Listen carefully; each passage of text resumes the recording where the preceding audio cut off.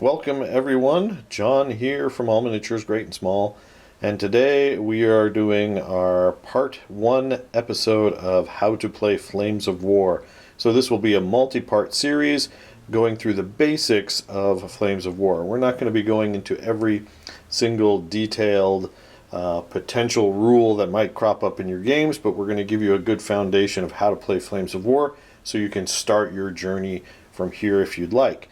So this part, we're not actually going to crack the rule book yet. This part we're going to talk about what you need before you start playing, or before you start digging into that rule.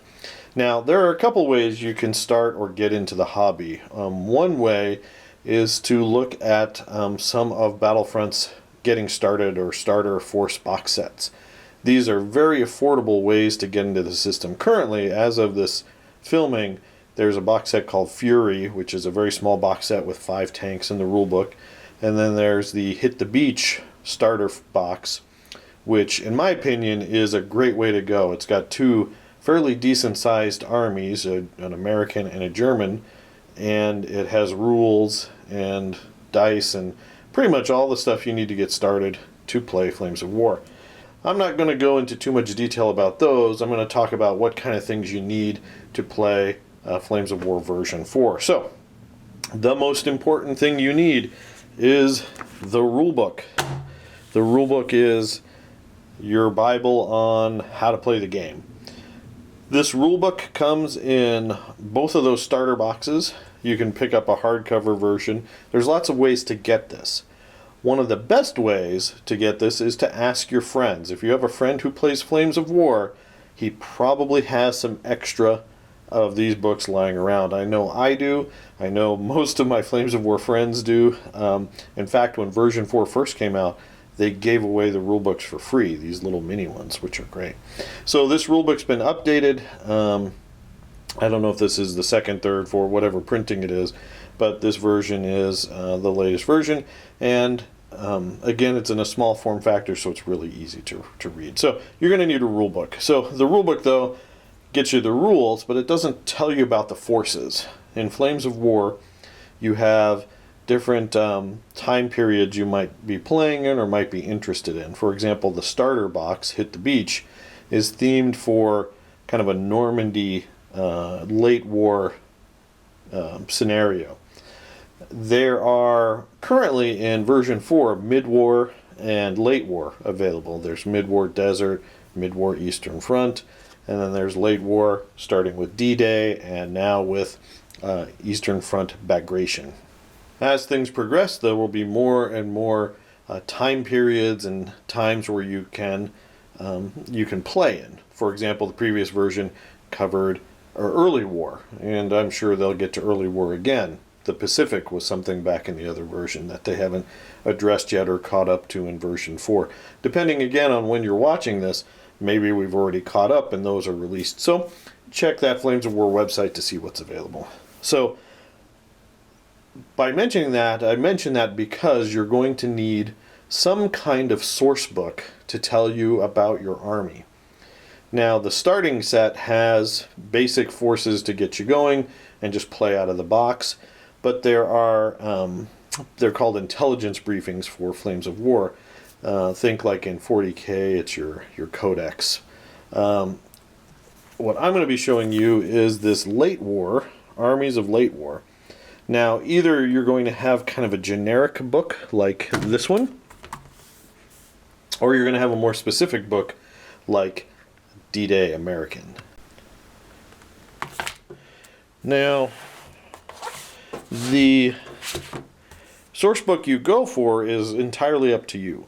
So if you know you want to play D-Day Americans, that's what you like, that's what excites you, get the D-Day American book. If you don't know what you're necessarily going to want, you want to kind of see what everyone has, this more generic, something like Army of Late War, has 4 different nations in it. It has the British, the Americans, the Germans, and the Russians. So it might be a little bit more generic and not themed to D-Day like this book, but it is still late war armies for multiple nations in more generic formations. So it gives you, a lot of options. The nice thing is these are usually pretty well priced, particularly in comparison to other companies that shall not be named, Games Workshop, and their codexes. These are pretty good. Also, I'll mention that there is the forces.flamesofwar.com where you can purchase lists, often as cheap as just like $1 to purchase a list and do your list building online. But having the books is great. Not only do they have your units in them, but they have how formations are built, the stats for everything. It even has some cool history and all that good stuff. So you're going to need a book, a intelligence briefing in addition to your rule book. Okay, so with that said, you've got your rule book, you've got your intelligence briefing. What do you need next? Well, you're going to need something to play with. You're going to need something to measure distances, tape measure. You're going to need dice, and you're going to need some tanks. So at its most basic, this is what you need to play. As far as terrain goes, well, that's up to you. I'm going to show you how Jake and I started our Flames of War Odyssey next. When Jake and I started out, and if not everyone knows watching, Jake is my son. We started out when Jake was probably, about 9 or 10. Our battlefields looked like this. Just whatever we could find in the house. And we put it on the table. Books are hills. Those cups are woods or whatever.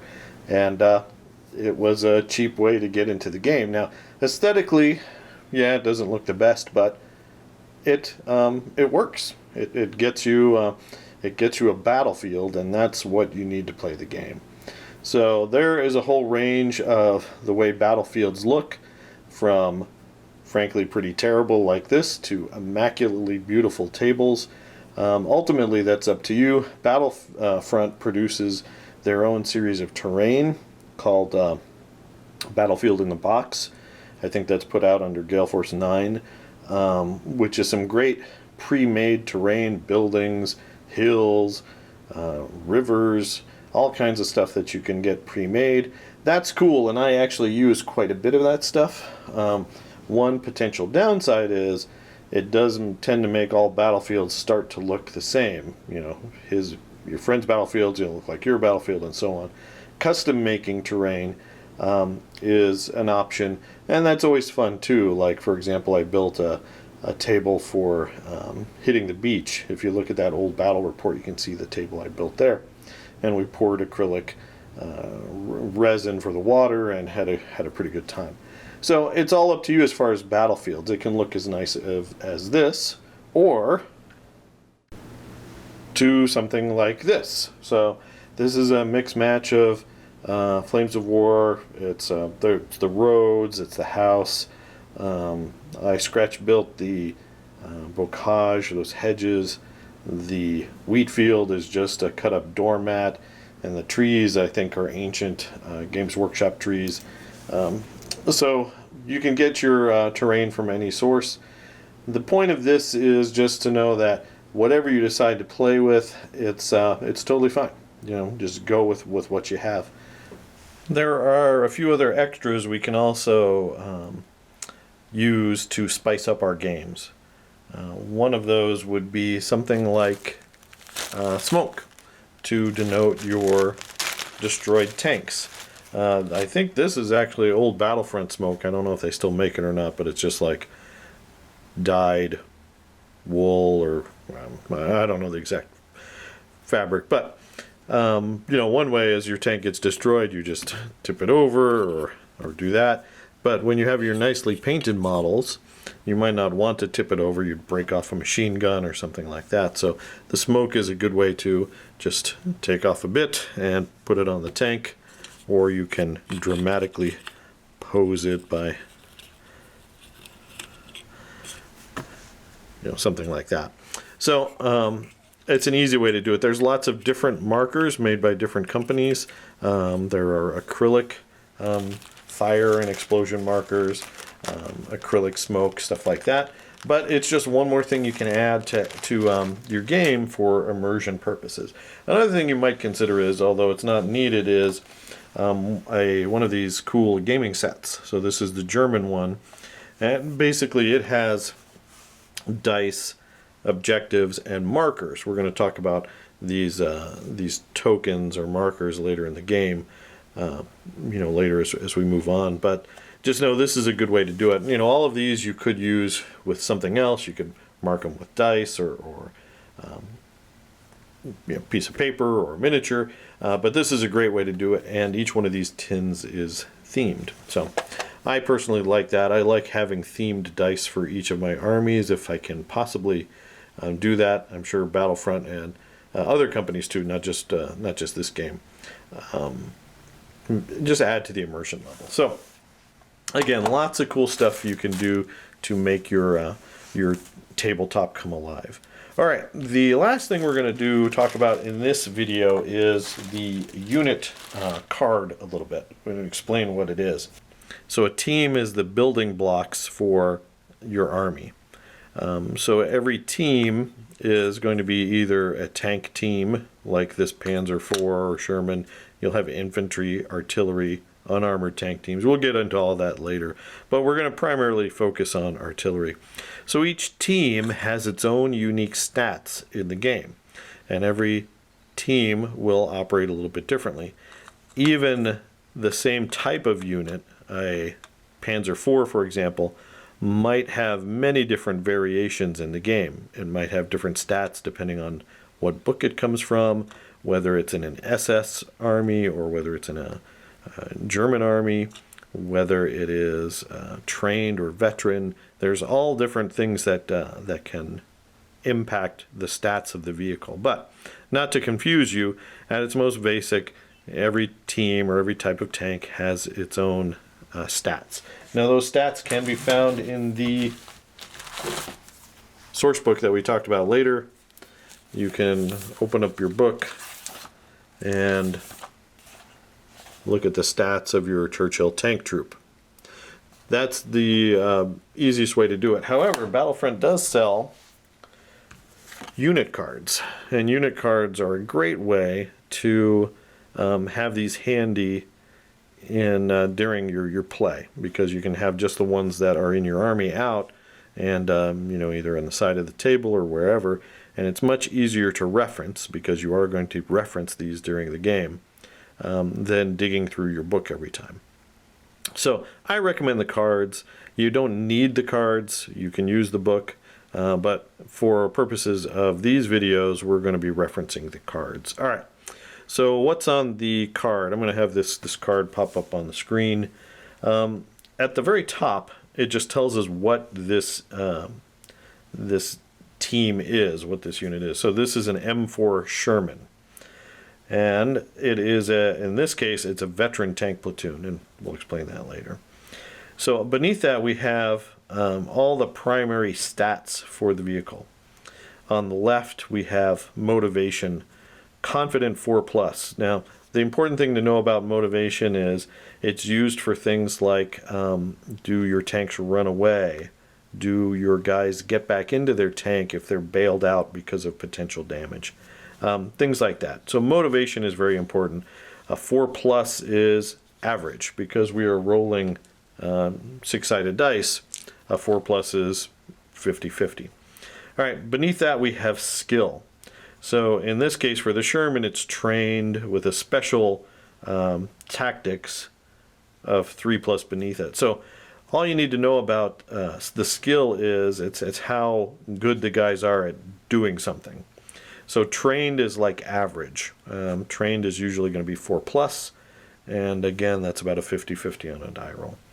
The tactics, in this case, it says tactics beneath it. That's for special, used for special things like special orders, movement orders, and stuff like that. All right, on the right-hand side, this is probably one of, if not the most important stat for your tank, is what number is it hit on. So it is hit on a 4+. Flames of War does something really cool. When you shoot at a target, you don't use your own skill to hit the target. You use the skill of the thing you are shooting at. And what that's doing is it assumes everyone that's trained in a tank has a basic competency level. They know how to hit the target. What makes hitting a target hard is that target. Are they really bad, incompetent, green tankers? If so, they're not going to use concealment well. They're not going to hide very well. They're going to be very easy to hit.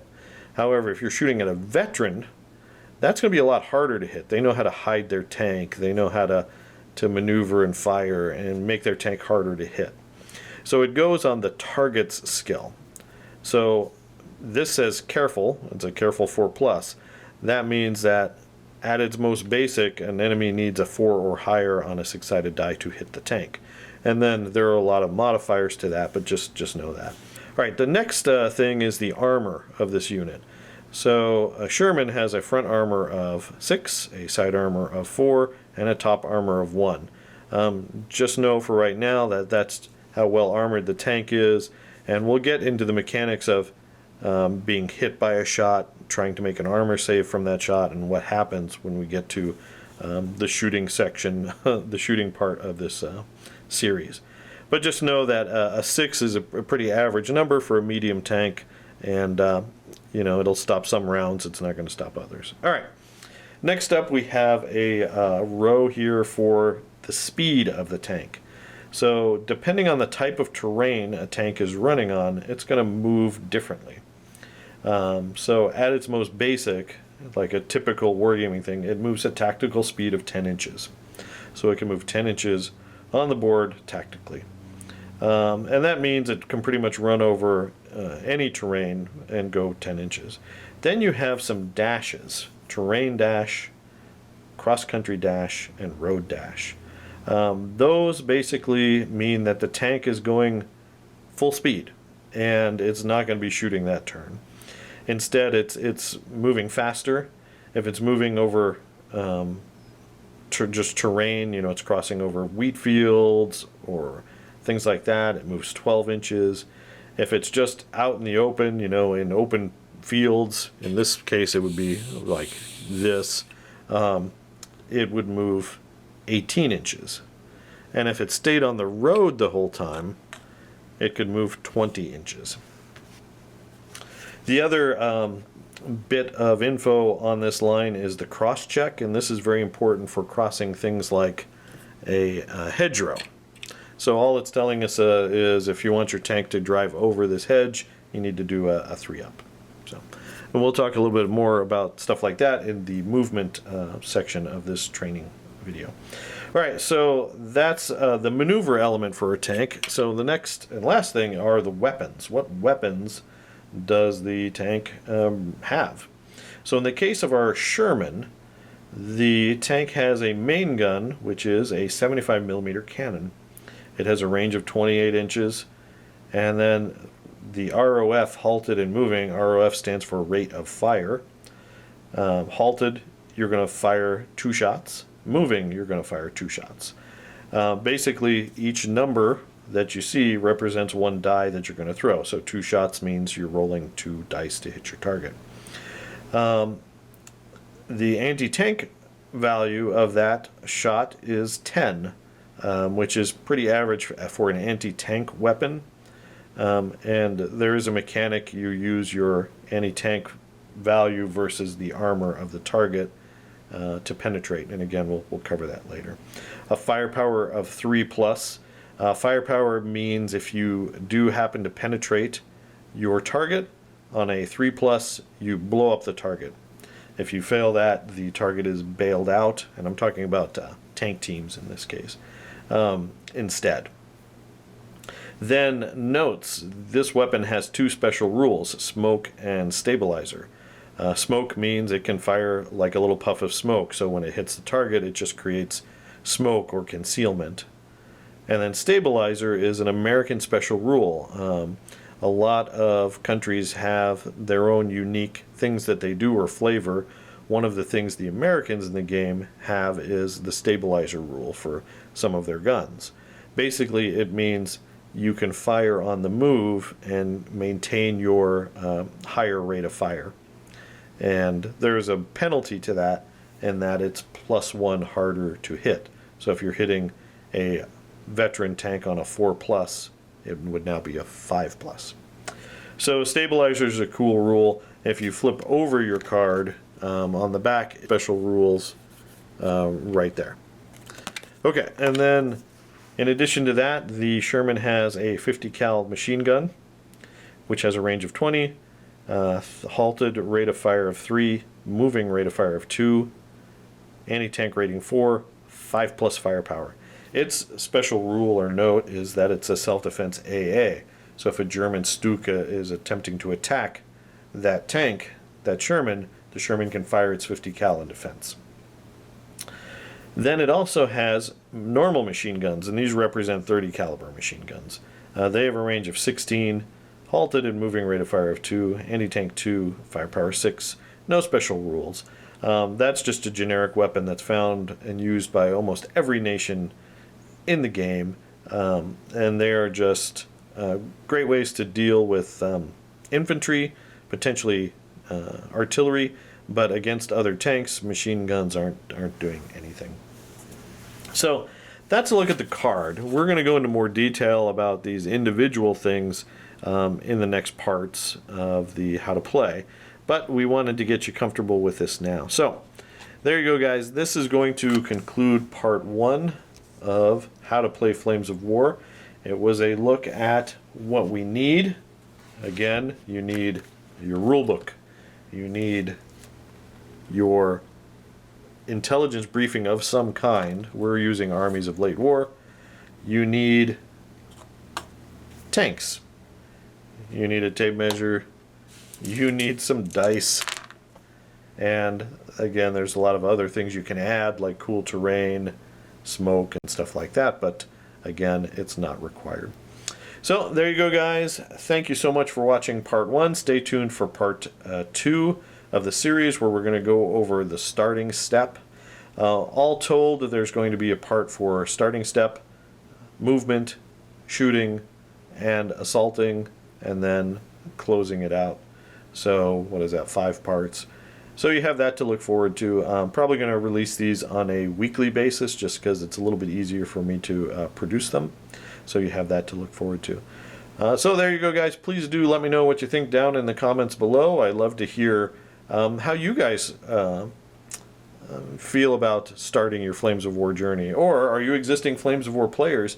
Maybe leave your story about how you started Flames of War down in the comments below to help inspire people, including me. I always love those stories. Please do consider giving us a like and subscribe. Click that bell to receive notification when we release more parts to how to play this game, and also other videos that we produce. If you like our Flames of War content, please do check out our Patreon. There, our patrons get access to an exclusive battle report that's just for them every month, and we have quite a few backlogged right now. We're focusing on Bagration, but by the time you watch this, that might have changed. All right, there you go, guys. Thanks for watching, and keep on wargaming.